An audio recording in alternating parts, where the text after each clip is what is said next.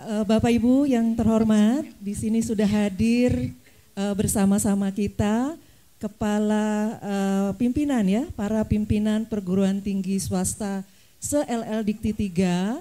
Kemudian juga ada narasumber kita sudah hadir di sini dan juga teman-teman dari ketua Satgas dan anggota Satgas yang ikut live di channel YouTube-nya LL Dikti 3. Hari ini semangat teman-teman Satgas semua, kita punya tugas mulia untuk menghadirkan kampus yang aman, nyaman, dan juga zero dari kekerasan seksual. Juga Bapak Ibu dari Sivitas Akademika Universitas Mercu Buana. Assalamualaikum warahmatullahi wabarakatuh. Terima kasih atas kehadiran Bapak Ibu semua. Izinkan saya akan memandu jalannya diskusi panel yang akan disampaikan oleh para narasumber kita dari Komnas Perempuan, Komisioner Komnas Perempuan dan juga dari Puspeka Kemdikbudristek.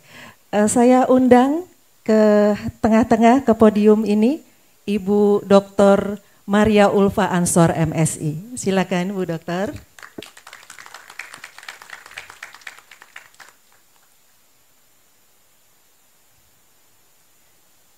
Terima kasih sudah hadir Ibu. Bagaimana kabar? Alhamdulillah. Silakan Ibu. Satu lagi kami undang Bapak Dr. Indra. Bapak Indra, mohon maaf, Bapak Indra Amin ya Pak, sebentar lagi. Dari Puspeka, silakan Pak Indra.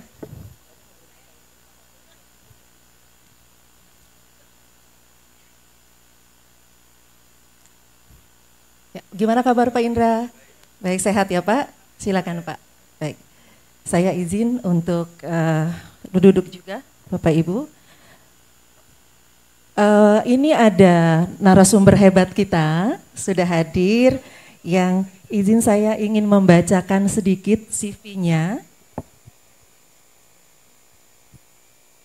Mungkin bisa ditayangkan CV dari Ibu Dr. Maria Ulfa. Ya Bapak Ibu, kita sudah kenal semua ya. Ibu yang sudah hadir di tengah kita, Ibu Dr. Maria Ulfa. Beliau ini bersama kita, beliau adalah komisioner Komnas Anti Kekerasan Terhadap Perempuan. Dan beliau sudah banyak sekali kiprahnya di bidang perempuan dan anak-anak. Kita ketahui beliau adalah tokoh yang concern dalam masalah-masalah yang berkaitan dengan perempuan dan anak. Beliau banyak berkiprah untuk umat di Fataya NU 2 periode sejak tahun 2000 hingga 2010. Kemudian beliau juga menempuh pendidikan formal S1 di Institut Ilmu Quran tahun 85. Kemudian S2 di Universitas Indonesia, Studi Kajian Wanita tahun 2004. Dan program doktor S3 di FISIP Universitas Indonesia Kesejahteraan Sosial tahun 2015. Beliau juga berkesempatan menjalani pendidikan non-formal melalui berbagai studi banding, workshop, dan conference di beberapa negara di Amerika, Turki, dan Belanda. Juga pengabdian beliau kepada masyarakat ini sudah tercatat dengan baik secara akademik maupun karir di politik. Ibu Dr. Maria Ulfa pernah menjadi anggota DPR RI, Komisioner Komisi Perlindungan Anak Indonesia atau KPAI selama 2 periode baik sebagai anggota maupun ketua dan saat ini sebagai Komisioner Komnas Perempuan untuk periode 2020-2024. Dengan banyaknya kiprah beliau di masyarakat dan negara, mengantarkan padanya beberapa penghargaan diantaranya Woman of the Year dari Antv tahun 2005, kemudian Saparina Sardli Award tahun 2004 tentang fikih aborsi, ya Ibu ya. Kemudian Sentro Award tahun 2004 untuk kategori perempuan calon legislatif berkualitas. Ibu Dr. Maria Ulfa juga banyak memberikan konsultasi baik melalui seminar-seminar maupun publikasi di media massa dan masih banyak lagi karya beliau yang mencerahkan masyarakat. Baik, itulah Ibu Dr. Maria Ulfa Ansor MSI. Kemudian narasumber yang kedua, saya izin memperkenalkan Bapak Indra Budi Setiawan Eskom MPD. Saat ini Bapak Indra menjabat sebagai penelaah teknis kebijakan di Pusat Penguatan Karakter Sekretariat Jenderal Kemendikbudristek. Beliau menempuh pendidikan S1 Teknik Informatika, Fakultas Teknologi Informasi Universitas Kristen Satya Wacana. Menempuh S2 Magister Manajemen Pendidikan, Fakultas Ilmu Pendidikan Universitas Negeri Yogyakarta, dan jabatan dalam tim sebagai penanggung jawab isu kekerasan seksual. Ini tepat sekali kedua narasumber hadir di sini untuk memberikan kepada kita sharing tentang pengalaman praktis maupun juga tentang aturan-aturan perundangan. Kemudian di tim Iklim Keamanan Satuan Pendidikan, Pusat Penguatan Karakter Sekretariat Jenderal Kemendikbudristek. Terima kasih sudah hadir Pak Indra. Baik Bapak Ibu, tanpa berpanjang kata kita beri kesempatan kepada narasumber pertama kita untuk menyampaikan materinya. Kepada Prof, kepada Ibu Dokter silakan.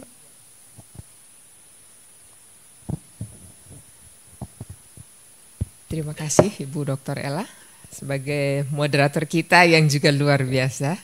Selamat pagi dan salam sejahtera kepada para ibu-ibu, bapak-bapak, wabil khusus Pak Rektor dan juga para rektor-rektor dari LL Dikti 3. Assalamualaikum warahmatullahi wabarakatuh.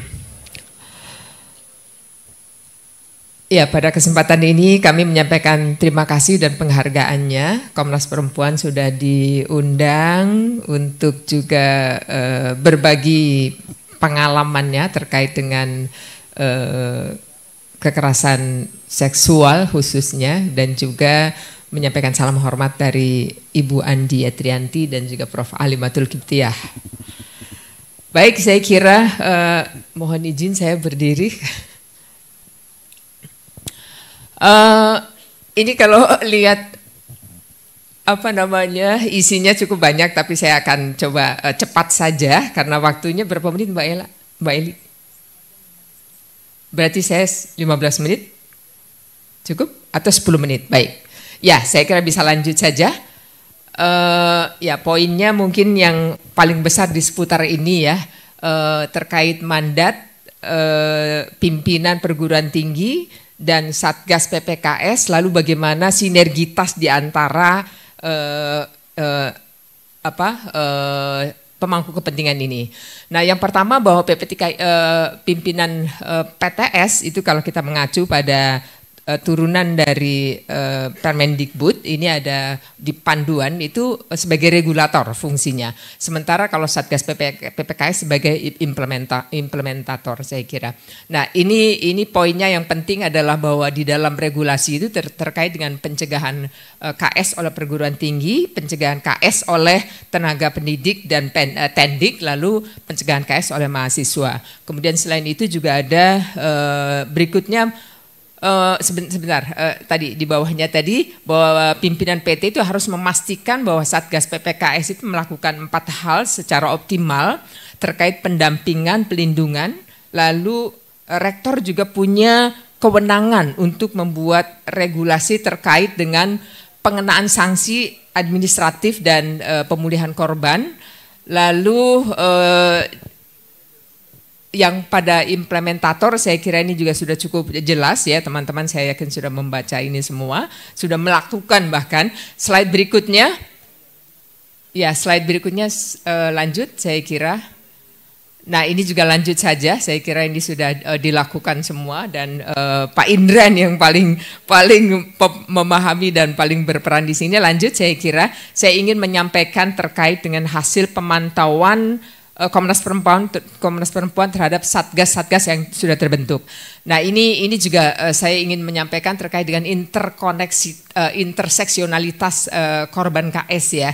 Jadi korban ini kan tidak sendiri, tetapi dia berada dalam sebuah ekosistem atau sub ekosistem di lingkungan yang terdekat di lingkungannya yang dengan keragamannya. Nah ini saya kira masing-masing juga ikut beririsan di situ, di mana satu sama lain terkoneksi. Tetapi yang terpenting adalah bagaimana semua elemen sebagai bagian dari ekosistem kehidupan korban ini mensupport kepada korban, tidak menyalahkan korban. Nah, karena pada konteks interseksionalitas ini, terutama ada relasi kuasa, ada budaya patriarki. Ini relasi kuasa ini memastikan bahwa korban kemudian ditambah dengan ketidakadilan gender itu juga memberikan relasi kuasa yang berbasis gender. Lalu ada dominasi juga karena relasi kuasa pelaku biasanya lebih tinggi dibanding dengan korbannya. Lalu ada diskriminasi dan tidak jarang korban lalu dikriminalkan oleh pelakunya.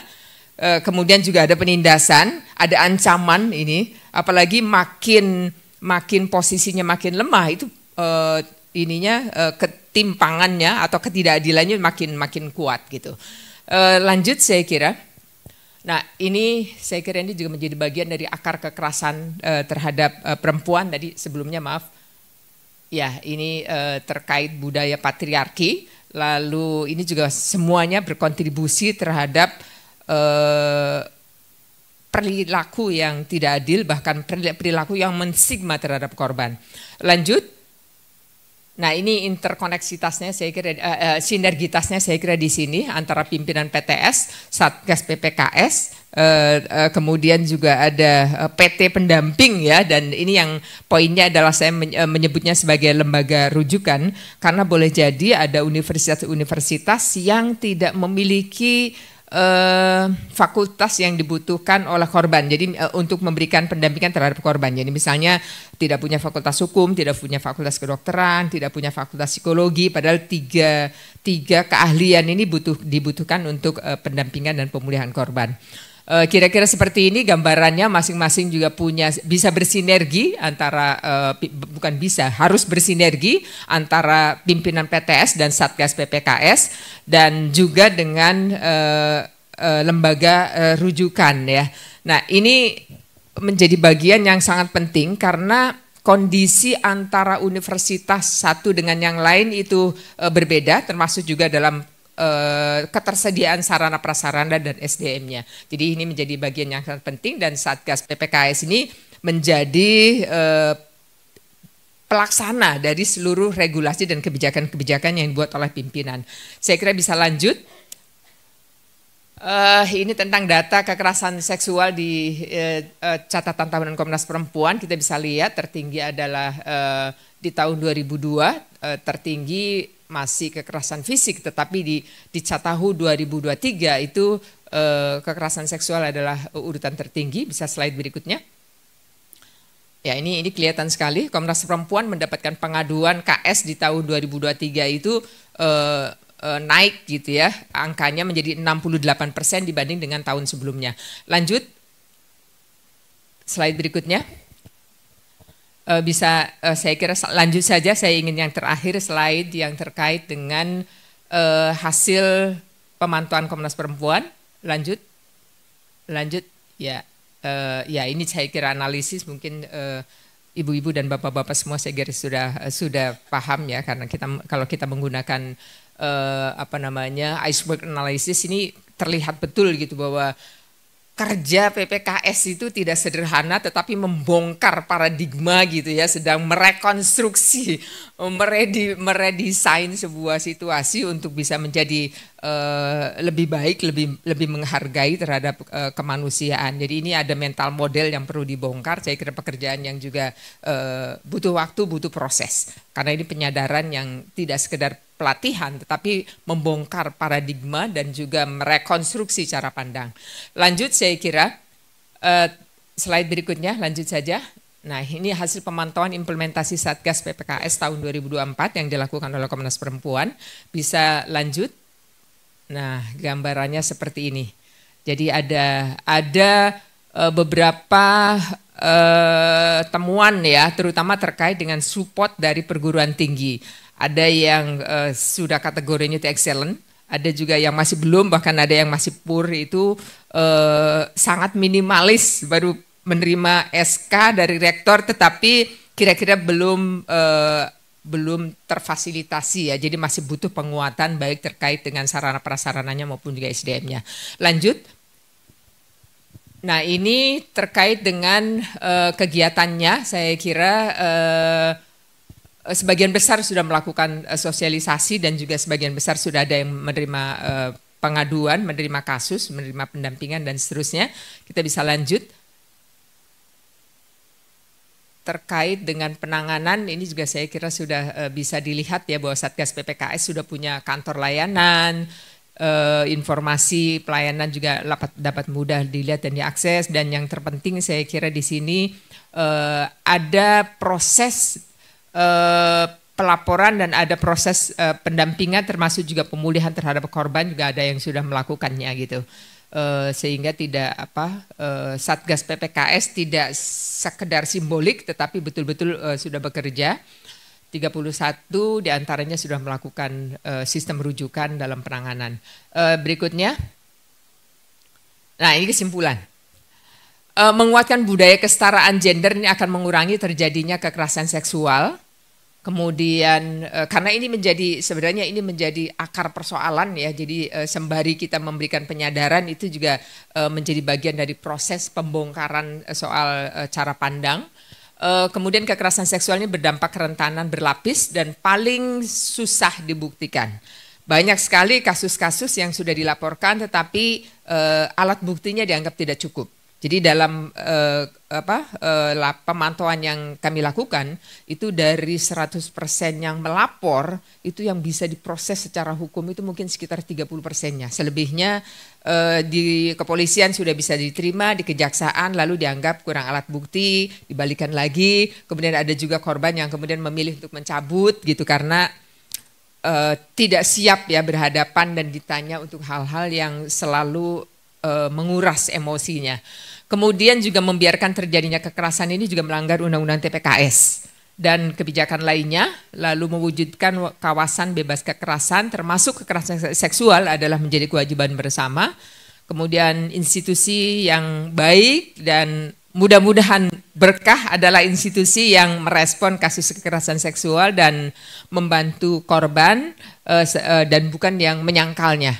Seolah-olah karena tidak alat bukti lalu pihak kampus juga menganggap bahwa tidak penting misalnya atau bahkan kembali menyalahkan kepada korban. Nah ini sebenarnya yang sedang kita hadapi di banyak kampus gitu ya. Mudah-mudahan yang sudah terbentuk tidak lagi menyalahkan korban. Saya senang sekali tadi diceritakan Pak Rektor ya bahwa Pak Taufan ya, beliau bercerita bahwa ada sejumlah memang yang langsung bisa tegas gitu, langsung mengeluarkan memproses dan mengeluarkan pelakunya, tetapi ada juga yang masih ada penolakan. Nah ini yang menjadi bagian yang pembelajaran juga saya kira buat kita semua. Intinya bahwa ketika kita sudah mendeklarasikan menjadi ADIA tadi ya. ADIA itu artinya komitmen ini menurut saya juga menjadi bagian yang harus kita kawal di tingkat implementasinya. Saya kira begitu. Sebelumnya saya ingin menutup dengan pantun. Masak ikan di hari subuh, cakep, hendak dimakan bersama nasi. Marilah kita niatkan dengan teguh, hapuskan kekerasan seksual dengan hati. Cakep. Satu lagi. Masih ada, silakan. Beli batik coklat di Yogyakarta. Tidak lupa singgah di Candi Prambanan. Cakep. ADIA milik kita bersama. Yuk kita wujudkan kampus tanpa kekerasan seksual. Terima kasih. Assalamualaikum warahmatullahi wabarakatuh. Waalaikumsalam warahmatullahi wabarakatuh. Terima kasih Ibu Dr. Maria Ulfa atas pemaparan yang disampaikan, singkat tapi padat Ibu, isinya daging semua. Jadi ini memberikan pencerahan kepada kami, terutama di lingkungan perguruan tinggi, gitu ya, para pimpinan. Jadi penting banget peran vitalnya nih, peran vital para pimpinan perguruan tinggi. PPKS tadi informasi dari Pak Taufan dari Pokja Anti Dosa Pendidikan ya Pak Taufan ya, LL Dikti 3, bahwa dari 264 ya Pak, ya 264 perguruan tinggi swasta di LL Dikti 3 sudah 196 memiliki Satgas PPKS di lingkungan kampusnya masing-masing. Boleh tepuk tangan untuk semua Bapak Ibu yang sudah berkenan hadir. Ini adalah 196 pimpinan kampus yang sudah memiliki Satgas PPKS di lingkungannya. Tapi ada kendala-kendala ternyata gitu ya Ibu, Bapak, yang dialami oleh para Satgas yang sangat memerlukan peran vital dari para pimpinan perguruan tinggi ini. Dan ini akan kita dengarkan sama-sama nanti disampaikan pemaparan tentang peran vital pimpinan di perguruan tinggi yang akan disampaikan oleh Bapak Indra. Silakan Pak Indra.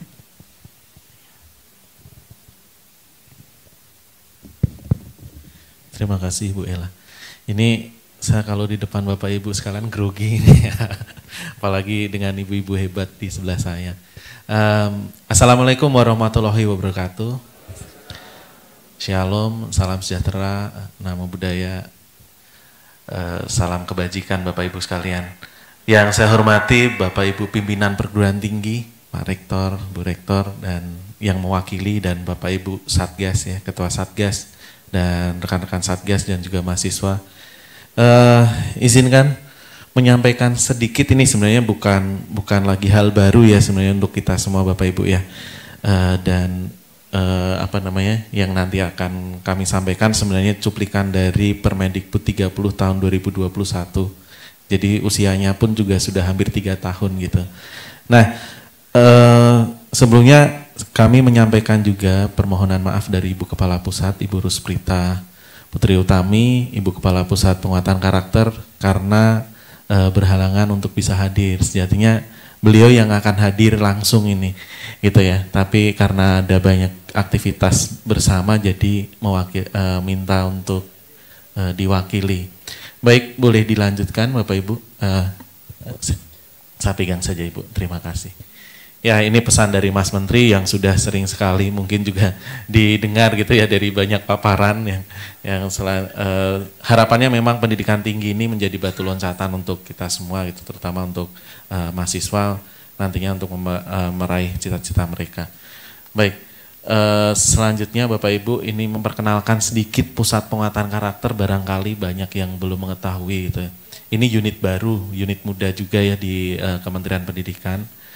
Di unit pusat penguatan karakter ini ada beberapa mandat. Yang pertama tentang profil pelajar Pancasila. Ini mungkin tidak asing ya, P5 ya gitu yang diterapkan. Kemudian ada mandat juga pencegahan isu kekerasan atau 3 dosa ya yang dulu kita sebut 3 dosa pendidikan gitu ya. Ada kekerasan seksual, perundungan dan intoleransi. Dan kemudian ada inklusivitas dan kesetaraan gender ini Bu Maria gitu. Jadi ya sama nih, ada isu-isu yang memang beririsan dan dengan Komnas Perempuan sering sekali gitu ya kita untuk menjadi berkolaborasi dalam berdiskusi. Ini beberapa regulasi yang mungkin dari turunan dari Permendikbud 30 tahun 2021 dan masih ada 2 lagi ya yang nampaknya saya tadi terlewat untuk menyisipkan, itu surat edaran nomor 1 dari Direktur Jenderal Pendidikan Tinggi dan surat edaran nomor 2 itu tentang peran vital pimpinan perguruan tinggi terhadap pencegahan dan penanganan kekerasan seksual. Mungkin Bapak Ibu sekalian sudah memperolehnya gitu. Jadi di dalamnya juga sebenarnya itu sudah lengkap sekali yang sudah disampaikan oleh Bu Dirjen dan Pak Dirjen itu ya. Baik, tadi sudah beririsan dengan materinya Bu Maria gitu. Mohon izin juga bahwa mengulang kembali ada fungsi pencegahan dan fungsi penanganan yang di sini di dalam Permendikbud ini kemudian diatur. Ada pembelajaran penguatan tata kelola. Bagian penguatan tata kelola inilah yang harapannya nanti dari pimpinan perguruan tinggi bisa memberikan dukungan penuh gitu ya untuk pencegahan dan penanganan kekerasan seksual. Ini harapannya dengan Permendikbud ini Bapak Ibu sekalian ada pemenuhan hak, kemudian nanti di ujungnya kita ada kolaborasi antar institusi. Nah, kolaborasi ini sekarang sudah terasa dampaknya dan sudah berjalan gitu ya dengan Komnas Perempuan dan jaringannya, bahkan sampai di daerah-daerah ya, maksudnya tidak hanya di LDikti wilayah 3 nih. Sekarang hampir 200 ya, 196 satuan tugas. Dan itu angka yang luar biasa dibandingkan tahun lalu gitu ya. bahwa pergerakan pencegahan dan penanganan kekerasan seksual ini progresif sekali. Satgas-satgas sudah terbentuk, PR-nya adalah kalau ada laporan bagaimana gitu kan. Dukungan dari pimpinan perguruan tinggi itu sangat penting, terutama memberikan kepercayaan kepada satuan tugas untuk melakukan tugas dan fungsinya. Bagian dari kolaborasi ini Bapak Ibu, ada kasus-kasus yang kemudian kami tangani di pusat juga gitu ya. Tidak hanya di satuan atau di perguruan tinggi saja gitu, tetapi laporan ini juga masuk ke kementerian. Salah satunya mungkin kalau saya sampaikan datanya, selama 2 tahun terakhir ada 150 laporan kasus yang diintervensi pusat gitu ya. Dan dari 150 ini tertingginya memang laporan di perguruan tinggi. Karena mekanismenya sudah ada nih gitu. Mekanismenya sudah ada. Dengan adanya Permendikbud 30 tahun 2021, dengan adanya satuan tugas ada mekanisme pelaporan, awareness-nya meningkat nih dari kampus-kampus, kemudian tadi disampaikan juga fenomena gunung es. Sekarang lagi terkupas atau mungkin ada keberanian melapor dari para korban yang selama ini tidak tahu kemana melapor, angkanya besar sekali gitu ya. Yang sampai diintervensi pusat aja ada 150. Yang ditangani di kampus masing-masing sampai akhir tahun itu mendekati 1000 gitu ya, 1000 kasus dari itu yang ringan maupun yang berat gitu. Jadi kalau satuan tugas yang sudah bertugas seperti itu tidak didukung oleh pimpinan, nampaknya itu akan menjadi tambah berat lagi gitu ya Bu ya. Jadi ini kurang lebihnya, dan mohon izin ini menyampaikan juga pesan dari Menteri ya. Jadi mungkin sekitar 2 menit kita saksikan bersama. Ini bisa diklik. Oh, boleh dibantu operator diklikkan.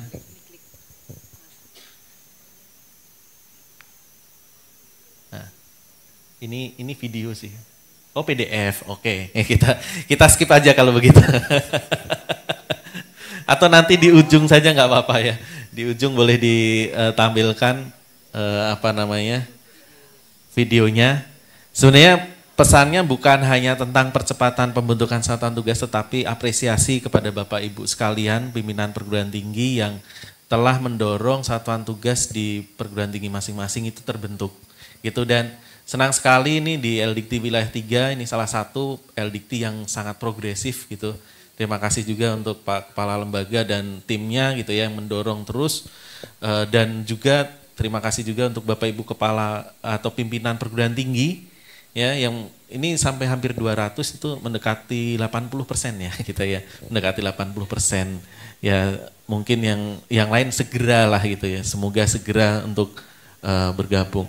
Sekilas saja Bapak Ibu sekalian, di Permendikbud ini ada 9 bab gitu tentang ketentuan umum pencegahan, penanganan, kemudian ada satuan tugas, ada mekanismenya bagaimana nanti mekanisme penanganan, pemeriksaan ulang ya yang diatur dengan Kepdirjen yang tadi di awal sudah saya sampaikan, kemudian hak korban dan saksi, pemantauan dan evaluasi, dan yang terakhir ada ketentuan penutup. Cuman ini tidak perlu kita diskusikan lebih dalam lagi gitu ya. Lebih banyak tadi sudah dijelaskan juga ini tentang kalau ada laporan apa sih yang harus dilakukan perguruan tinggi gitu. Ada pendampingan, pelindungan, pengenaan sanksi, pemulihan korban. Nah, di bagian pengenaan sanksi ini ada peran dari pimpinan perguruan tinggi. Jadi rekomendasi yang disampaikan ke pimpinan perguruan tinggi nanti akan ditindaklanjuti dengan penjatuhan sanksi ataupun pemulihan nama baik. Kemudian pendampingan dan pelindungan ini tidak hanya kepada korban maupun pelapor ya, korban, saksi atau pelapor, tetapi satuan tugas pun juga memerlukan pelindungan-pelindungan ya. Itu juga harapannya di perguruan tinggi ada sistem, ada mekanisme atau SOP untuk satuan tugas nantinya saat bertugas ini juga bisa memperoleh pelindungan apabila memang ada hal-hal yang mengancam gitu. Dan juga ada ini ya, ada konseling yang misalkan bisa mereka akses gitu ya. Jadi potensi burnout-nya banyak gitu, tinggi sekali yang menjadi satgas ya, karena satgas kan bukan menjadi tugas utama tetapi tugas tambahan begitu. Tugas utamanya banyak gitu kan, ada dosen berarti tenaga kependidikan, mahasiswa gitu ya. Jadi menjadi satgas itu adalah tugas tambahan, tetapi berat sekali untuk dilakukan kalau sampai ada kasus itu. Nanti Bu Maria kan di Komnas Perempuan saat menerima kasus gitu ya. Jadi sangat luar biasa beratnya. Ini kurang lebihnya tugasnya, ada edukasi tentang pencegahan. Ini bagi satuan tugas gitu Bapak Ibu sekalian, memberikan gambaran mungkin ya, dengan sedemikian banyaknya tugas itu ya harapannya mungkin satuan tugas yang saat ini baru 5 bisa ditambah lagi jumlahnya, atau mungkin bagaimana memberikan penguatan, dukungan, mempermudah mereka melakukan tugas dan fungsi itu sudah cukup. Nah ini beberapa hak anggota satuan tugas yang mungkin bisa kami sampaikan gitu Bapak Ibu ya. Ini mungkin juga bagian dari kegelisahan satuan tugas yang saat ini sudah ada gitu ya, bahwa ada nih nampaknya perlu diadakan gitu dukungan untuk pemulihan secara berkala gitu ya. Karena kalau sudah jadi kebal hati ya Bu ya, kebal hati saat menerima kasus juga empatinya hilang gitu ya. Kemudian perlindungan dari pimpinan perguruan tinggi dalam menjalankan tugasnya. Intervensi ini sangat besar sekali Bapak Ibu sekalian. Jadi satuan tugas ini laporan hanya ke rektor pimpinan perguruan tingginya langsung, dan atau orang yang didelegasikan oleh pimpinan perguruan tinggi ya. Misalkan wakil rektor tertentu ya yang didelegasikan. Nah di luar itu update tentang kasus pun harusnya tidak boleh melakukan meminta gitu ya. Harapannya memang tidak ada intervensi, nantinya satuan tugas ini bekerja, aksesnya yang bisa mendapatkan hanya pimpinan perguruan tinggi langsung. Begitu. Kemudian mendapatkan pendampingan dan peningkatan kapasitas. Nah, ini juga kami dengan LDikti Wilayah 3 gitu ya, kita terus berikan akses-akses ke dalam materi-materi yang bisa digunakan. Nanti juga ada pengembangan modul nih Bapak Ibu ya. Nah, terutama yang terakhir nih sebenarnya imbalannya gitu. Barangkali ada feedback yang bisa diberikan gitu ya bagi satgas-satgas, misalkan angka kredit, kemudian SKPI ataupun hal-hal lain yang bisa diberikan pada anggota satuan tugas PPKS. Ada 8 prinsip Bapak Ibu, ini secara regulasi saja gitu. Nah, selanjutnya sih sebenarnya pencegahan yang bisa dilakukan, dan ini bagian yang Bapak Ibu dari level pimpinan perguruan tinggi dapat memberikan dukungannya. Ada pembelajaran ya, kemudian ada integrasinya juga ke mata kuliah gitu dan seterusnya, dan juga apabila diperlukan sebenarnya yang utama yang bagian segera menyusun pedoman bagi yang belum ada nih SOP pencegahan dan penanganannya. Kemudian syukur-syukur kalau bisa dilakukan adalah dukungan pendanaan gitu ya, dukungan pendanaan, karena operasional dari satuan tugas ini untuk penanganan memang tidak bisa direncanakan gitu kan. Dalam 1 tahun kita merencanakan menangani 5 kasus, berarti kayaknya nggak mungkin gitu ya. Berarti sudah menebak, ya kalau nggak ada 5 kasus gimana kan gitu ya, atau 50 kasus. Jadi ada mungkin skema-skema ya yang bisa diakses satuan tugas apabila memang ada laporan yang membutuhkan penanganan lanjutan gitu. Tadi akses-akses rujukan gitu ya juga nampaknya perlu dijadikan sebuah strategi nantinya bagaimana menjalin kemitraan. Tidak semua kampus ini memiliki resource yang sama atau resource yang berdaya juga gitu. Kampus-kampus besar ya, tapi kampus yang kurang tidak terlalu besar gitu ya, atau mungkin yang fakultasnya terbatas hanya teknis saja gitu, maka nampaknya perlu ada kemitraan dengan kampus lain, misalkan gitu ya, kampus lain ataupun satgas lain untuk misalkan ada dukungan-dukungan yang bisa dilakukan. Ini modul Bapak Ibu yang sudah kami siapkan ini untuk mahasiswa ya. Sebenarnya harapannya ini bisa dikembangkan nantinya. Ini hanya memberikan gambaran saja, ada pengetahuan yang mahasiswa ini kami rekomendasikan atau kami harapkan gitu ya. Kami harapkan dari tahun pertama itu sudah mendapatkan materi-materi seperti ini gitu. Tentang filosofi landasan hukum pendidikan di Indonesia, kemudian mengenal kekerasan, memahami kekerasan seksual, memahami dampak kekerasan seksual, dan sumber dukungan. Sebenarnya di bagian sini juga ada tambahan tadi tentang kesetaraan gender ya Bu ya, sebenarnya lebih bisa dimasukkan juga di bagian mengenal. Itu kurang lebihnya Bapak Ibu, jadi karena waktu yang terbatas juga, jadi ini ajakan kami gitu ya, mari kita bersama hapus kekerasan seksual untuk menciptakan lingkungan pendidikan tinggi yang aman, nyaman, demi terwujudnya pelajar Pancasila dan merdeka belajar. Sekian dari saya, apabila ada kekeliruan dalam penyampaian, saya mohon maaf dan mari berdiskusi. Assalamualaikum warahmatullahi wabarakatuh.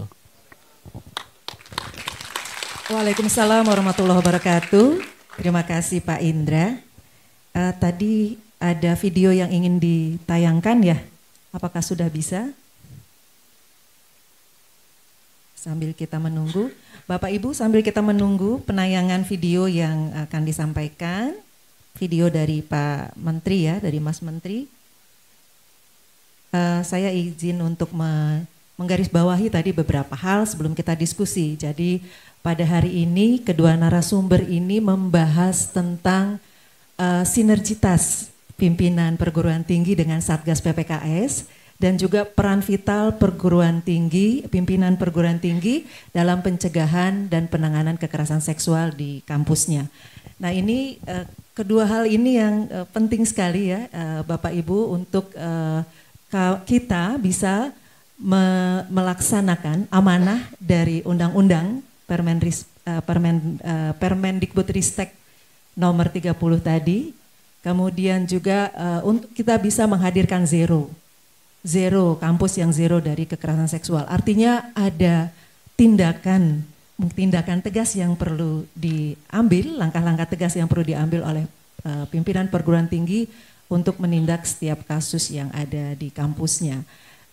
Sedikit masukan mungkin dari teman-teman Satgas, kami kebetulan difasilitasi juga oleh LLDT 3 sering sekali mendapatkan peningkatan kapasitas gitu ya, kemudian juga sharing, sehingga apa yang dirasakan oleh teman-teman Satgas itu difasilitasi dan sekarang ini upaya LLDT untuk menghadirkan Bapak Ibu dan kita bersama-sama berkomitmen untuk menghadirkan kampus nyaman aman dari kekerasan seksual ini. Baik, sudah bisa ditayangkan, silakan. Kita simak video yang sekarang ini. Assalamualaikum warahmatullahi wabarakatuh.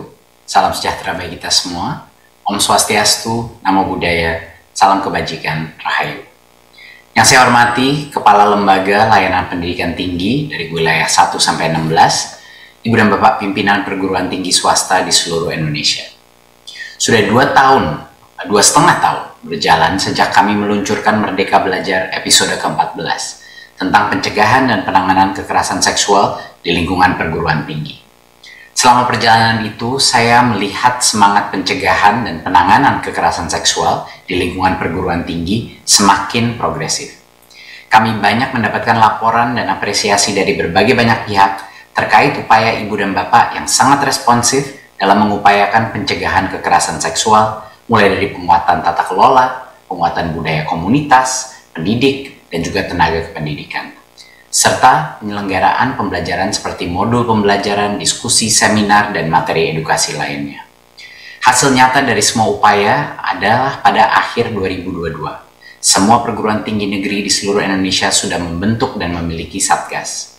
Hal ini menunjukkan komitmen yang kuat dalam upaya kita mewujudkan lingkungan kampus yang merdeka dari kekerasan seksual.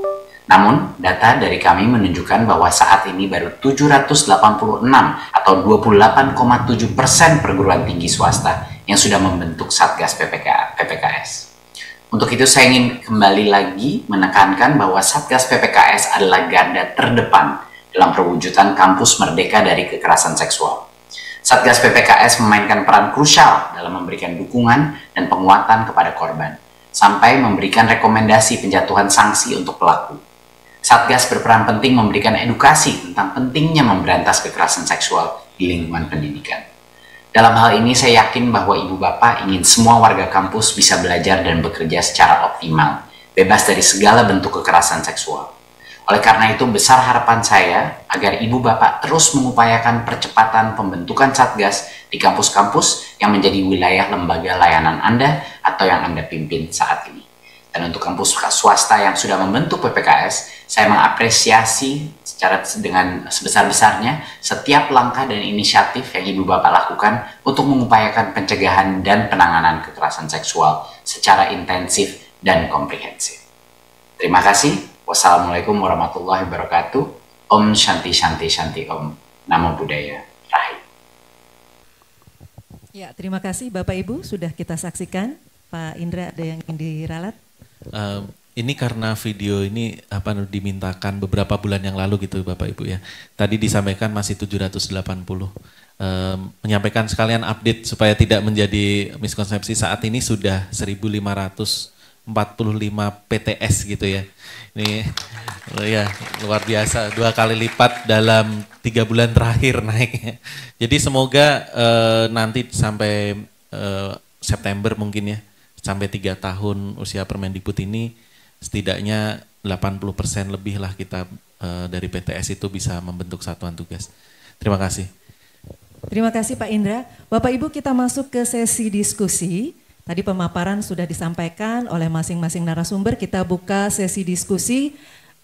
Yang pertama tadi dari Ibu Dr. Maria Ulfa dan dari Pak Indra, penting sekali kita catat bahwa setelah terbentuknya Satgas PPKS di lingkungan perguruan tinggi kita masing-masing, lalu langkah apa selanjutnya?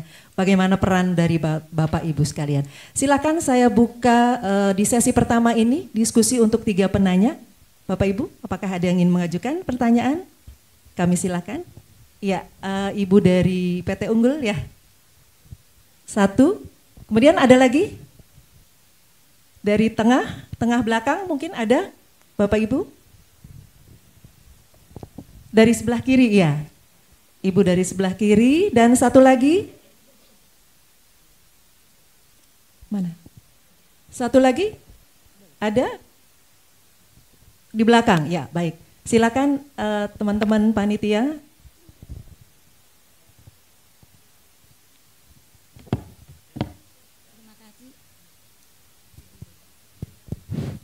Terima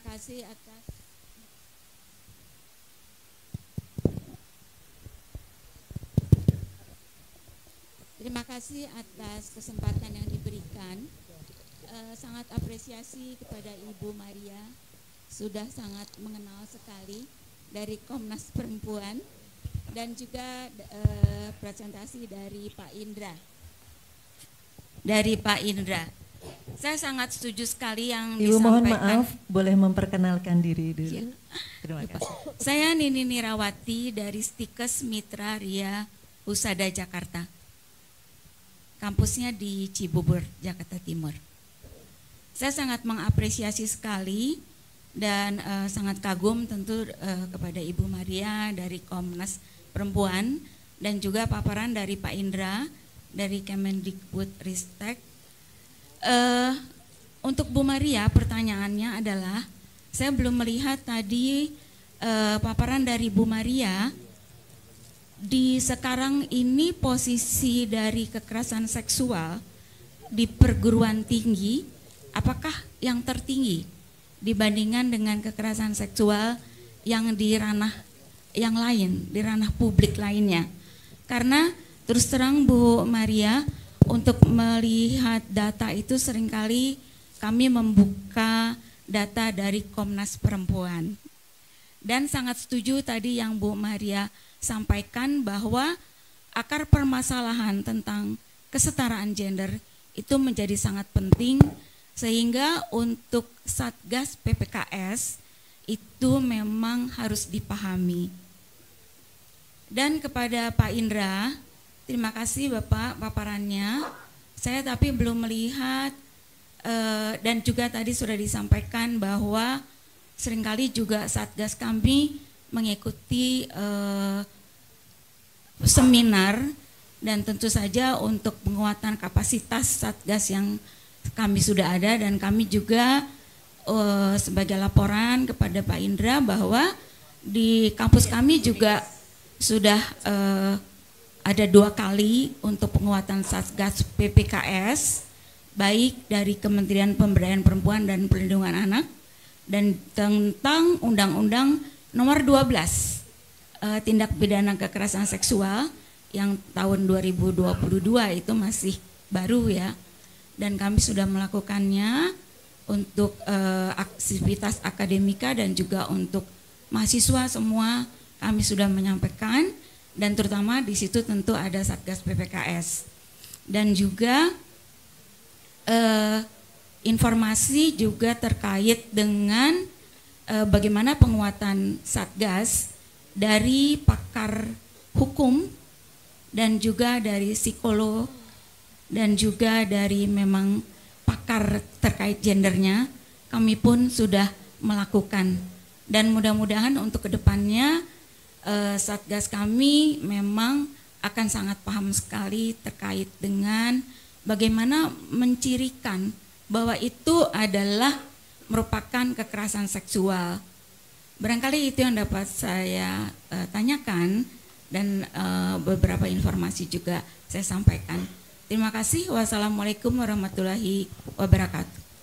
Waalaikumsalam warahmatullahi wabarakatuh. Terima kasih Ibu Nini. Ibu Maria berkenan menjawab langsung atau kita kumpulkan dulu? Langsung supaya nggak lupa ya Bu ya. Ya, baik. Ya, silakan. Baik, terima kasih Bu Nini. Ini luar biasa, ternyata mengamati Komnas Perempuan sudah lama Bu ya. Karena Komnas Perempuan memang punya catatan tahunan, itu setiap tahun dirilis, jadi itu data-data kekerasan, termasuk di dalamnya adalah kekerasan seksual. Dan kekerasan seksual di catatan tahunan Komnas Perempuan yang diluncurkan pada Maret 2024, itu artinya datanya adalah data yang pengaduannya dari tahun 2023, itu kekerasan seksual menempati terbanyak, ada 68% dari sekitar 6.000 kasus yang dilaporkan ke Komnas Perempuan. Tadi saya sepakat dengan Mas Indra bahwa data yang dilaporkan ini fenomena gunung es ya, yang tidak terlaporkan jauh lebih besar dibanding data yang dilaporkan. Nah, dari yang tadi 68%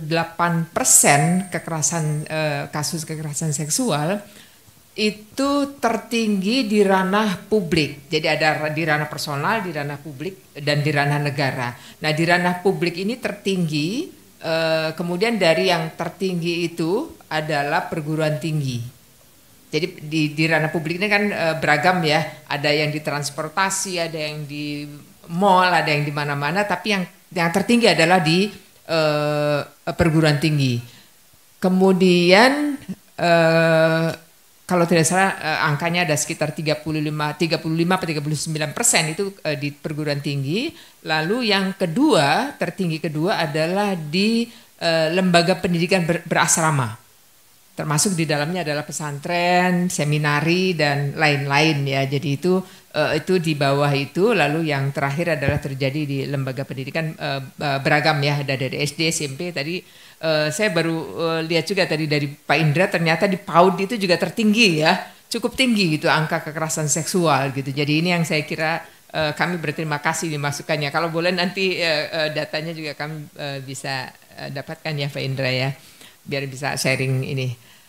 Itu Ibu, jadi kami terkait dengan data kekerasan seksual itu memang tertinggi di perguruan tinggi. Nah, pertanyaannya adalah bagaimana kita bisa melakukan tadi, kalau Pak Menteri percepatan pembentukan Satgas PPKS, kita mungkin percepatan untuk proses dari kasus-kasus KS ini supaya tidak membuat korban makin terpuruk gitu ya. Begitu Mbak Eli, terima kasih. Ya, terima kasih. Ibu Nini sudah bisa diterima ya. Baik, selanjutnya dari Pak Indra, silakan Pak Indra.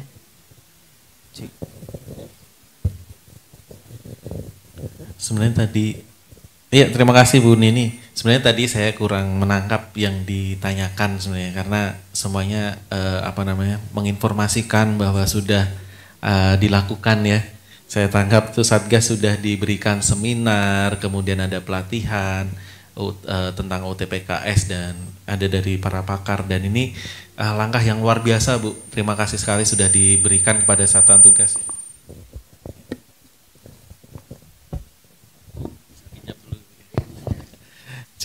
Ya, tidak berdenging ya yang ini ya. Baik, ini sebuah langkah yang luar biasa Bu Nini, sudah diperkuat satuan tugas. Tadi juga harapan kita sebenarnya setelah ada satuan tugas memang perlu ada peningkatan kapasitas karena isu kekerasan seksual ini bukan bagi mungkin Bu Maria makanan sehari-hari gitu ya, tapi bagi kebanyakan orang baru aja nyemplung nih di isu ini. Apa ya, membedakan, betul, membedakan mana kekerasan seksual mana yang bukan pun juga menjadi hal gitu. Nah, kalau tidak salah di Komnas Perempuan di Catahunya ya, bahwa Catahu 2024 ini kasus pelecehan seksual, bukan kekerasan seksualnya Bu ya, itu meningkat sekali. Itu kalau ketemu dengan Prof. Alim selalu menyampaikan ini berarti baru dicolek atau mungkin diintip sudah ngerasa menjadi korban, maka sekarang sudah berani melaporkan. Jadi korban-korban ini sudah berani melapor walaupun apa yang dialami bukan menjadi bentuk perkosaan gitu ya. Nah ini berarti awareness-nya meningkat, pengetahuan dari masyarakat ataupun mahasiswa, dosen, tendik, warga kampus ini meningkat sekali. Dengan banyaknya laporan saat ini sebenarnya menjadikan indikasi gitu ya bahwa mekanismenya berjalan. Mekanisme dari PPKS ini. Ada keberanian dari para korban. Nah tadi yang saya tangkap sebenarnya bagaimana sih kemudian satuan tugas ini dapat mendeteksi apakah ini kekerasan seksual atau bukan gitu ya mungkin ya. Kalau dari prinsipnya adalah saat ada yang melapor itu indikasi pintu pertama tuh. Indikasi pertama ada kekerasan seksual adalah ada yang melapor dulu. Nanti ada tindak lanjut penanganan yang akhirnya kita akan mengklarifikasi semuanya apakah memang terbukti ya Bu ya. Memang terbukti adanya kekerasan seksual atau tidak. Tadi juga angka yang menarik sebenarnya sempat disampaikan Bu Maria ya. Dari 100 itu 30% saja yang bisa sampai dituntaskan. Jadi 70% ini biasanya akan dicabut gitu. Dicabut atau tidak selesai. Nah, harapannya dengan Permendikbud 30 ini kan dipidana gitu ya. Di Permendikbud 30 ini ekosistemnya ada di perguruan tinggi. Jurisdiksinya adalah Bapak Ibu pimpinan perguruan tinggi. Gitu. Pemberian sanksinya hanya di lingkup administrasi perguruan tinggi saja. Jadi kalau satuan tugas bisa membuktikan bahwa terjadi kekerasan seksual, ada korbannya, ada yang dilaporkan dan itu terbukti, ini akan lebih mudah dijatuhkan sanksi secara administratif di kampus. Berbeda dengan unsur pidana, prosesnya panjang, ya bisa memakan waktu setahun kadang lebih ya Bu ya, ada yang bisa. Bahkan sampai tadi disampaikan Bu Maria juga, korbannya menarik diri karena terus-menerus diperiksa, harus mengingat-ingat kembali kejadiannya dan sering sekali saat penyidikan itu dilakukan pasti menggunakan upaya tidak mempercayai dulu gitu ya. Nah berbeda dengan satuan tugas, gitu ya, satuan tugas harapannya pertama kali itu adalah pintu masuk kan dari laporan, berarti ada korban, kita percaya dulu sepenuhnya korban, walaupun nanti di dalam tindak lanjutnya pastinya akan ada proses gitu ya, memanggil saksi, mencermati semua hasil dari pemeriksaan, kemudian nanti baru bisa diputuskan bersama rekomendasi terbaiknya apa, dan itu pun juga masih akan sampainya ke pimpinan ya. Jadi satuan tugas hanya bentuknya rekomendasi, terbukti atau tidak terbukti. Pimpinan nanti juga akan menelaah kembali kalau misalkan diperlukan gitu ya. Ini nampaknya perlu didalami lagi atau seperti apa. Nah itu bagian dari proses yang sebenarnya diharapkan di masing-masing kampus ada SOP-nya tuh nanti untuk proses penanganan itu. Semoga terjawab Bu Nini ya. Jadi terima kasih sekali sudah dilakukan upaya peningkatan kapasitasnya. Terima kasih. Terima kasih Pak Indra. Baik, selanjutnya dari penanya kedua tadi, silakan. Baik, berdiri boleh Ibu. Penanya kedua. Terima kasih. Assalamualaikum warahmatullahi wabarakatuh. Perkenalkan kami dari Stimar AMI, nama kami Kiswiru Yudaningsih. Bisa lebih keras Ibu, ya, maaf. Perkenalkan kami dari Stimar AMI, Sekolah Tinggi Ilmu Maritim, Jakarta, Nama kami Kiswiru Yudaningsih.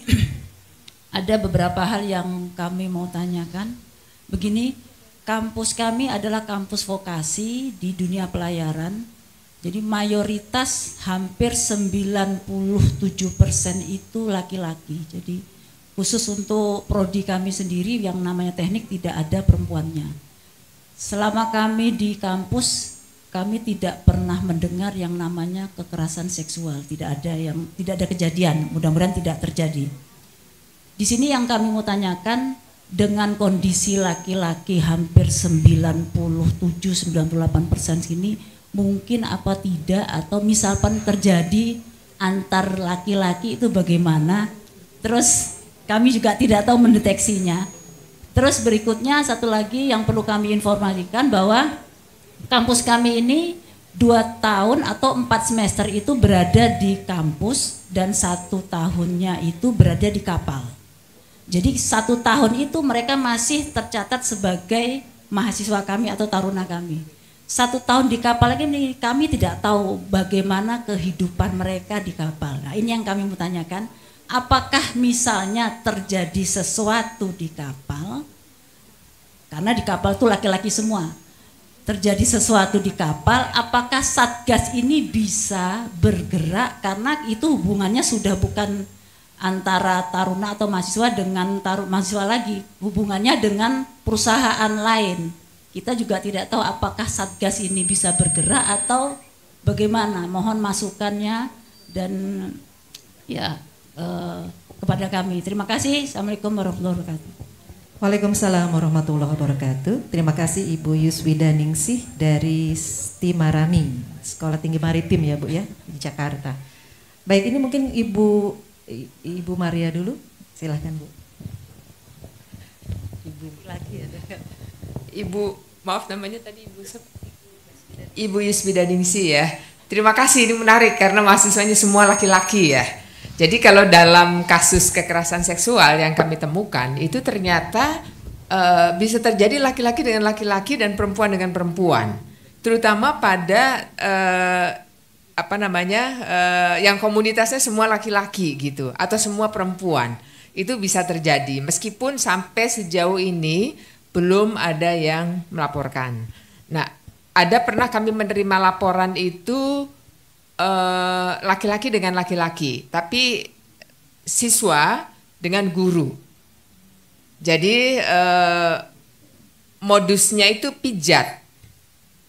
Jadi dipijat gitu, si murid ini memijat gurunya gitu.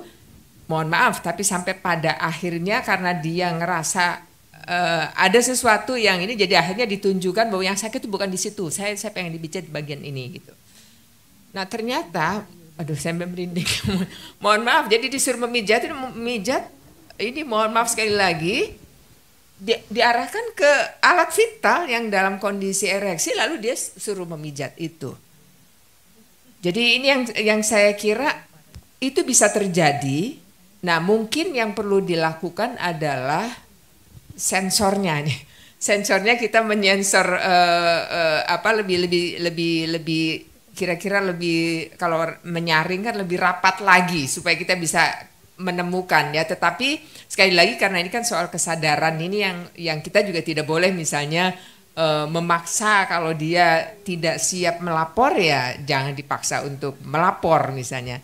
Tapi sebaiknya kita bisa berikan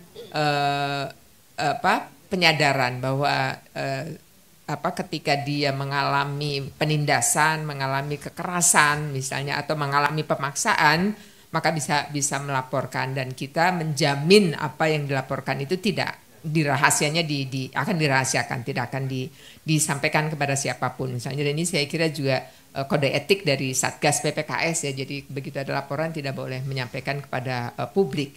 Nah situasi ini yang membuat mungkin para korban lebih berani menyampaikan dibanding dengan menyampaikan bahwa di sini tidak ada kasus di sini, itu membuat orang yang ada jadi menjadi tidak berani lapor. Mungkin itu jadi dan biasanya untuk kenali itu teman sesama, teman sebayanya itu masih jauh lebih bisa mendeteksi ya dibanding dengan dosen misalnya. Nah, oleh karena itu di Satgas PPKS dengan melibatkan mahasiswa ini menjadi bagian penting untuk mendampingi kepada korban lebih intens ya, dan lebih terbuka dibanding dengan langsung melapor gitu. Mungkin pendekatan teman sebaya itu lebih efektif. Saya kira begitu. Terima kasih. Terima kasih Bu Maria. Itu jika ada Bu ya, mohon maaf kami juga tidak. Pak Indra, tadi berkaitan dengan kalau di kapal apakah tetap Satgas bisa bergerak gitu ya? Iya. Baik, ini menarik nih kalau laki-laki dengan laki-laki ya. Tapi terjadi Bapak Ibu ya, yang sedang kami di pusat menangani juga saat ini ya. Kasusnya korbannya laki-laki, pelakunya laki-laki. Nah, yang lebih jarang lagi adalah pelakunya perempuan, korbannya laki-laki. Tapi terjadi nggak? Terjadi gitu ya. Sudah ada kasusnya gitu. Sudah ada kasusnya yang melaporkan menjadi korban itu laki-laki, pelakunya perempuan gitu. Jadi saat ini memang kalau kekerasan seksual langsung pelakunya laki-laki nih, korbannya perempuan. Tapi ternyata enggak, itu tadi sudah disampaikan. Korban perempuan, pelaku perempuan ada gitu kan. Korban laki-laki, pelaku perempuan ada gitu. Cuman memang mayoritas saat ini pelakunya adalah laki-laki, korban perempuan gitu. Nah, yang perlu di-encourage begini, kita tidak menutup kemungkinan bahwa korban laki-laki itu ada. Tapi biasanya kenapa sih nggak mau lapor? Ada perasaan malu ya laki-laki lapor menjadi korban kekerasan seksual gitu ya. Itu sering sekali yang dialami seperti itu. Jadi double nih Bu ya, perempuan menjadi, karena normalnya gitu, atau normalnya, kebanyakan kasus yang terjadi adalah korban itu perempuan. Sehingga saat perempuan melapor menjadi korban kekerasan seksual diterima wajar oleh yang menerima laporan. Tapi saat laki-laki melaporkan dirinya menjadi korban, yang pertama terlintas tuh masa sih segagah ini jadi korban gitu loh. Jadi itu yang langsung kadang membuat ya stigma sebenarnya asumsi sendiri ya, yang akhirnya menjadikan sisi defensif untuk lapor nggak, akhirnya ya sudah nggak usah lapor aja daripada malu nantinya. Tapi ini kita ingin angkat bahwa siapapun itu kalau menjadi korban kekerasan seksual boleh lapor ke Satgas dan akan ditangani gitu. Nah, permasalahannya tadi ini nyambung ke kalau terjadinya di luar kampus ya, dengan pihak lain di luar kampus. Otoritas kampus hanya bisa menyentuh warga kampusnya saja. Gitu. Nah, kalau itu terjadi di kapal, pertama kali yang harus dilakukan adalah mengamankan dari warga kampus mahasiswanya itu. Gitu. Kalau sudah sampai lapor berarti memang ada kasus. Kita harus sepakat dulu dengan itu ya. Walaupun nantinya pasti harus digali lebih dalam, dan kalau itu sudah menyangkut pihak lain, pihak eksternal kampus yang bukan dari akademik ya atau perguruan tinggi juga, ini perlu ada kolaborasi atau mungkin sinergitas dengan unit-unit lain gitu. Misalkan memang terpantau dulu, diamankan dulu nih, misalkan korbannya dari kampus ibu di kapal, diamankan dulu, ditarik gitu ya, ditarik, kemudian nanti tentunya saat mengirimkan mahasiswa pasti ada PKS ya.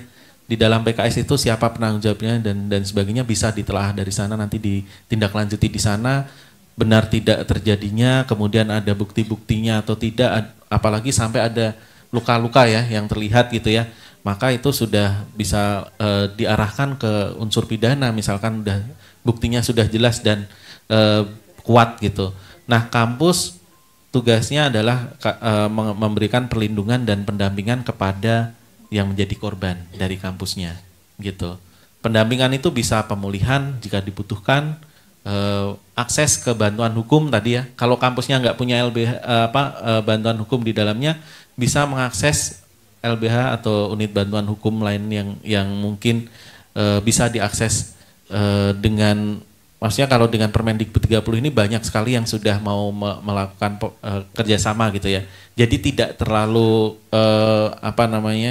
harus mengeluarkan anggaran yang besar untuk bantuan, dan itu nanti diserahkan saja ke korbannya bagaimana. Di Komnas Perempuan juga jaringannya banyak sekali ya, aktivis-aktivis di dalamnya. Jadi yang kerjakan saja, maksudnya dengan Permendikbud 30 ini Satgas hanya bisa mengerjakan yang di dalam ruang lingkupnya saja gitu.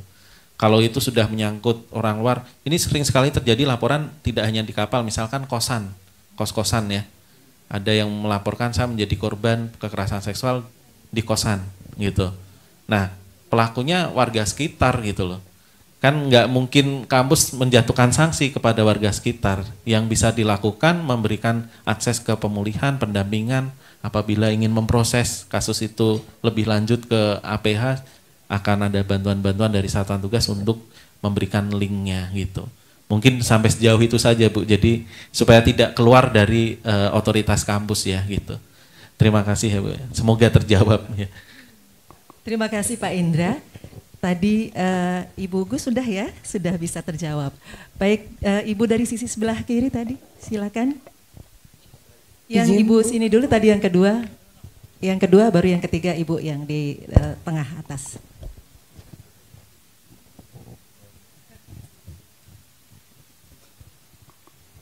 Terima kasih, saya Maria dari Institut Tarumanegara. Saya akan langsung saja mohon izin.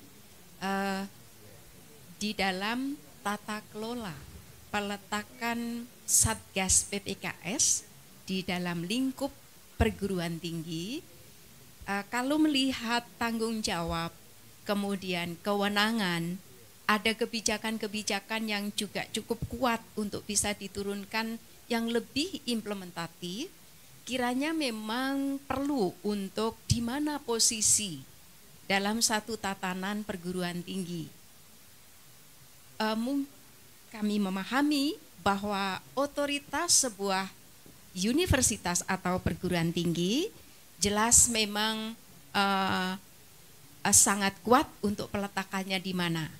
Tetapi dalam kesempatan ini kiranya boleh kami diberikan satu tambahan wawasan agar ketika melakukan pekerjaan mulia dan besar ini itu juga menjadi benar.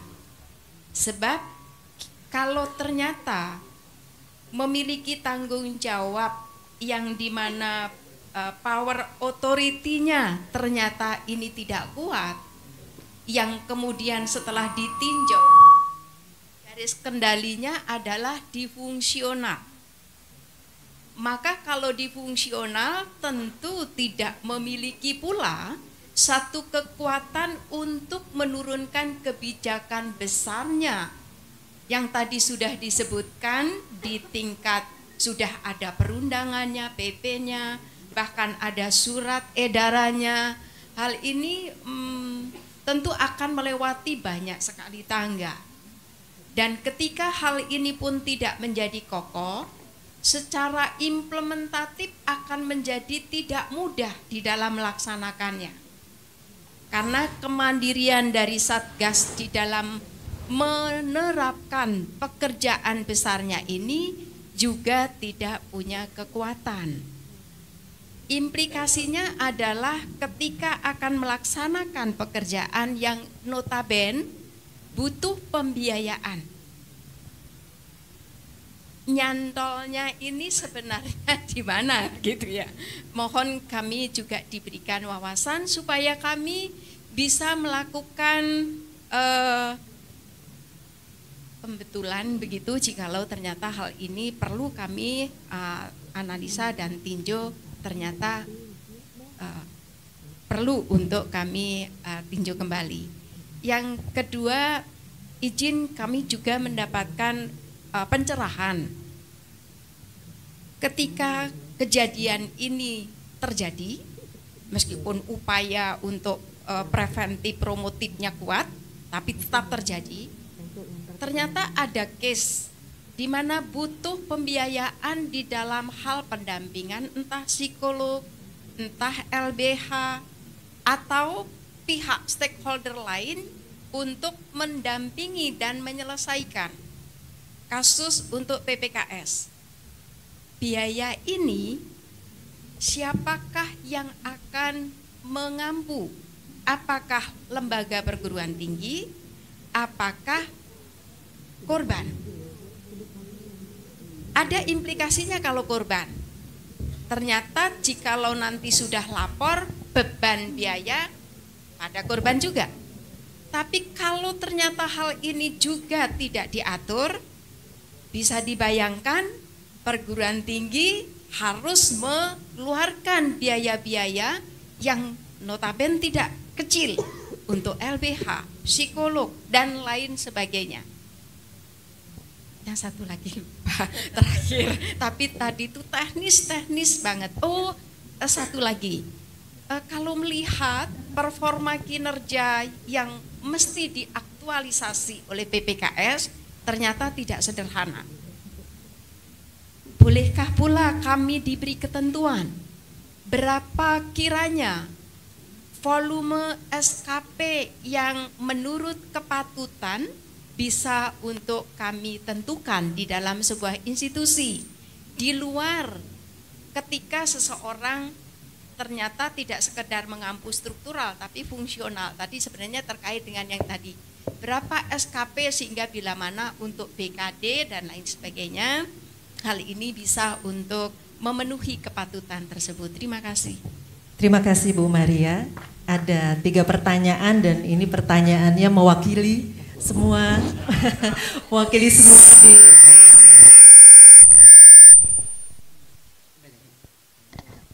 tes. Baik. Iya. Baik, kita lanjutkan Bapak Ibu. Jadi pertanyaan Bu Maria ini mewakili sekali dari tim Satgas PPKS, juga dari pendidikan tinggi ya, dari kampus kita masing-masing.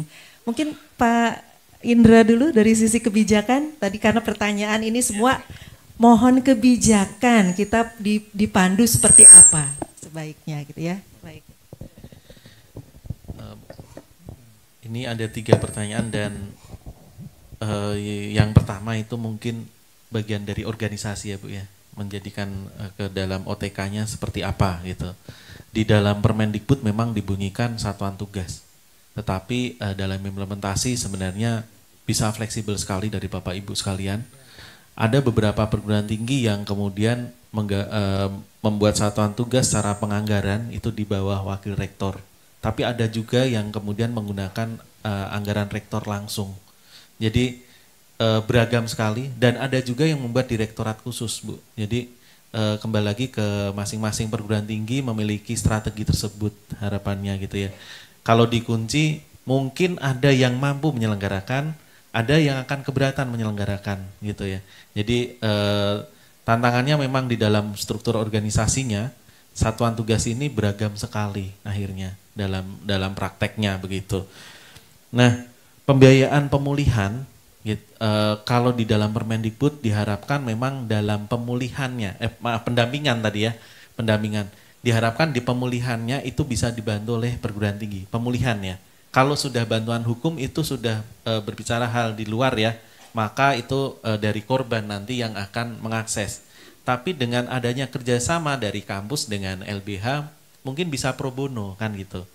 Walaupun tidak semuanya juga bisa diakses, tetap banyak LBH ataupun unit bantuan hukum yang sepakat nih dengan UTPKS nih Bu ya, kemudian memberikan biaya yang ringan gitu untuk bantuan hukumnya.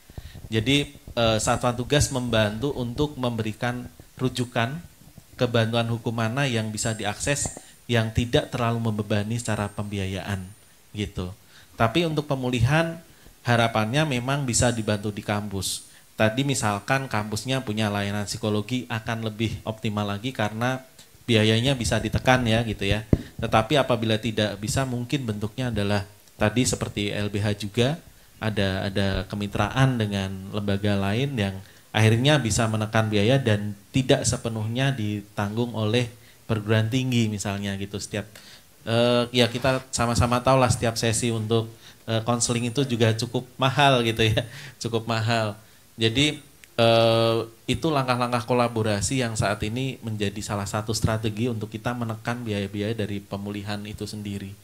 Apalagi kalau nanti pemulihan dibutuhkan di luar dari kasus gitu, karena si korban mengalami trauma yang berkepanjangan, kasusnya sudah selesai tapi dia masih membutuhkan sesi-sesi, maka itu sudah di luar dari perguruan tinggi sebenarnya ya gitu.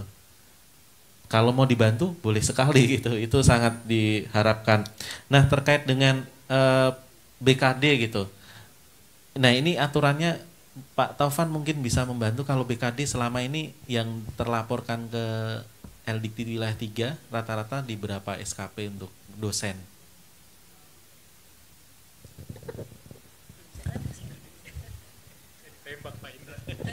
Baik, terkait tentang BKD dosen ya.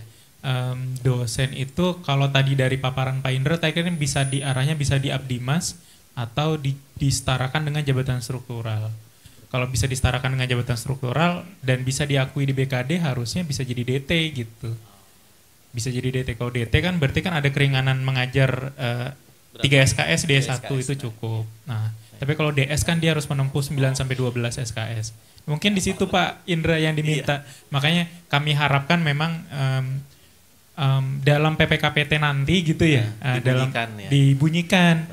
Pun juga kami pada saat ikut uji publik kemarin juga kami mohon poin terkait tentang dosen dibunyikan. Kemudian untuk anggota Satgas yang mahasiswa mungkin menjadi prioritas KIP atau beberapa hal terkait hibah PKM dan seterusnya dan seterusnya. Mungkin itu bisa menjadi amunisi dan mereka jadi secara moral ingin ikut, tapi juga ada sisi positif yang bisa diambil dari sebagai anggota Satgas. Mungkin itu Pak. Terima kasih. Terima kasih. Mohon izin ya Pak Taufan. Karena terkait teknis yang di perguruan tinggi saya tidak begitu memahami detail gitu ya. Apalagi misalkan BKD itu maksimal berarti 3, bisa minimal 3 ya kalau misalkan jadi struktural. 3 cukup, baik.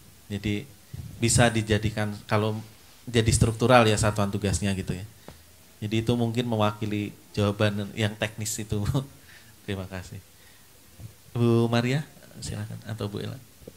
Saya menambahkan sedikit saja terkait dengan kasus yang kalau ini kan kasus yang belum masuk di ranah hukum ya, jadi penyelesaian masih di internal. Nah, kalau kasusnya sudah di ranah hukum, itu ketika misalnya di kampus mendampingi korban perkosaan, itu sudah bisa langsung diajukan ke LPSK sebagai lembaga yang bisa memberikan jaminan ya terkait dengan pendampingan dan layanan pemulihan bagi korban. Nah, sejak dilaporkan, kalau sekarang ini kan setelah dilaporkan di kepolisian, baru LPSK mau menangani ya. Nah, untuk undang-undang TPKS itu sejak belum dilaporkan pun juga bisa dilayani oleh LPSK. Nah, jadi ini spesifik ya yang kategorinya ranah hukum, bukan kategori etik ya. Kalau yang masih etik kan ada di kampus.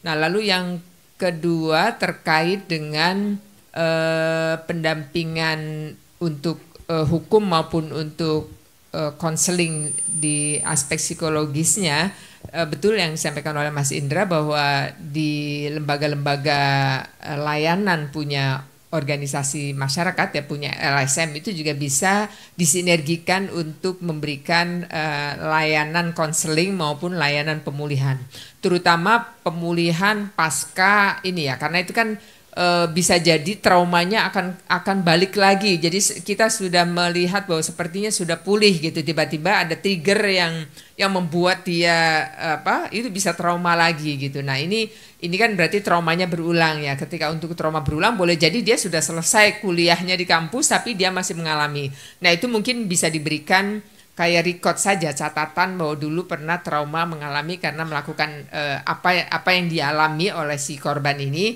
bisa disampaikan kepada lembaga layanan yang akan mendampinginya setelah keluar dari kampus yang pemulihan kedua atau ketiga gitu. Begitu, makasih. Terima kasih Ibu Maria dan Pak Indra. Jadi arahannya Satgas ini distrukturkan gitu ya Pak, tidak fungsional. Mungkin seperti itu, tapi nanti masih akan ada kelanjutan lagi mungkin arahan dari kebijakan di kementerian ya. Seperti apa, karena tadi harus ada power ya Bu ya. Kalau di fungsional aja powernya kurang Ibu, ya, jadi untuk mengambil tindakan dan sebagainya. Baik, Bapak Ibu ini waktunya sudah mepet sekali, tadi ada penanya satu tidak jadi. Baik, oh sudah terjawab ya Bu? Ya, terima kasih Bapak Ibu. Berarti kita mohon maaf kalau ada pertanyaan-pertanyaan lainnya mungkin nanti bisa disampaikan kepada kami untuk kami teruskan kepada narasumber, tidak di dalam forum ini karena waktu kita sudah habis untuk diskusi dan saya izin untuk menyampaikan beberapa highlight tadi yang penting untuk kemudian menjadi pegangan kita semua. Yang pertama bahwa Bapak Ibu pimpinan PTS di sini yang hadir di sini dan seluruhnya yang ada di lingkungan LL Dikti 3 harus memastikan bahwa Satgas PPKS di kampusnya melaksanakan 4 hal, yaitu pendampingan, pencegahan, penanganan dan pemulihan kepada korban. Ini harus bisa dipastikan oleh Bapak Ibu pimpinan sehingga diharapkan dukungan penuh dari Bapak Ibu pimpinan untuk bisa terlaksananya 4 hal yang menjadi tanggung jawab PPKS ini. Kemudian supaya kita bisa membudayakan kesetaraan gender karena ini akan mengurangi kasus kekerasan seksual dan KS ini adalah masalah yang paling sulit untuk dibuktikan, Bapak Ibu. Peristiwanya nyata tetapi sulit sekali untuk dibuktikan. Dan itu perlu kerjasama semua, sinergi tadi Satgas dengan pimpinan. Dan perlu dicatat juga membiarkan terjadinya kekerasan. Ini adalah melanggar Undang-Undang TPKS ya Bu ya. Jadi siapapun yang mengetahui, baik Bapak Ibu pimpinan, dosen, tenaga kependidikan maupun mahasiswa yang tahu ada peristiwa kekerasan seksual ataupun kekerasan lainnya di lingkungannya, maka perlu untuk melaporkan dan supaya bisa diselesaikan dengan baik. Kemudian mari sama-sama kita wujudkan tadi ADIA, anti dosa dan integritas akademik yang bisa kita sama-sama akses nanti untuk menjadi panduan kita bersama. Baik Bapak Ibu, dengan berakhirnya sesi tanya jawab ataupun diskusi tadi, maka izinkan saya selaku moderator menutup acara ini. Saya juga ingin mempersembahkan pantun. Dari Jawa ke kota Mekah, cakep. Ingin sembahyang berlama-lama. Cakep. Semoga acara ini membawa berkah, membawa rahmat untuk bersama. Satu lagi, sungguh luas negeri Nusantara, dari Jawa hingga ke negeri Campa. Sampailah kita di ujung acara dan sampai jumpa di lain kesempatan. Wassalamualaikum warahmatullahi wabarakatuh. Waalaikumsalam warahmatullahi wabarakatuh. Baik, terima kasih kepada Ibu untuk Bu Dr. Eli. Terima kasih yang sudah memoderatori.